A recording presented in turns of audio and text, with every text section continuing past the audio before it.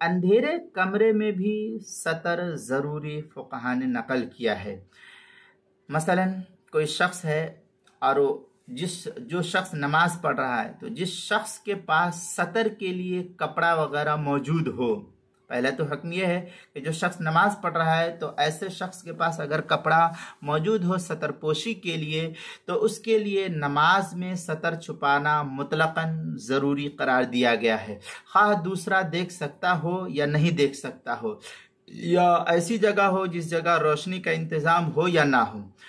روشنی ہو یا اندھیرا ہو، بہرحال سطر کا چھپانا یہ لازم قرار دیا ہے۔ اس لیے اگر کوئی آدمی بند کوٹری میں اور اکیلے نماز پڑھ رہا ہے، اندھیرے میں نماز پڑھ رہا ہے، تو ایسی صورت میں بھی اس کو اپنے سطر عورت کو چھپانا لازم قرار دیا ہے۔ ایسا نہ ہو کہ ننگے ہو کر کے ہوئی نماز پڑھ لے کہ مجھے یہاں کون دیکھ رہا ہے، بند کمرہ ہے، لائٹ بند ہے، تو ایسا حکم نہیں ہے، بلکہ ایسی جگہ میں بھی نماز کو اہتمام کے ساتھ پڑھنے کا حکم دیا ہے۔ ایسی صورت میں بھی ایسے شخص یعنی مصلی کے لیے جو نماز پڑھ رہا ہے، اس پر ضروری ہے کہ وہ سطر عورت کا خاص خیال رکھے، اور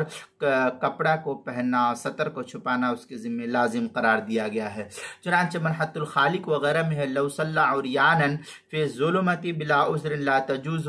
اجماعا، یہ منحت الخالق کی پہلی جلد صفحہ 468 کی عبارت ہے۔ فتاوی شامی جو بیروت کا چھپا ہوا نسخہ، اس کی دوسری جلد صفحہ 86، اور فتاوی شامی جو زکریا بک ڈپو دیوبند کا ہندی نسخہ، اس کی دوسری جلد صفحہ 83، کتاب المسائل اس کی پہلی جلد صفحہ 272 پر بھی اس کو نقل کیا ہے، وہاں دیکھ سکتے ہیں۔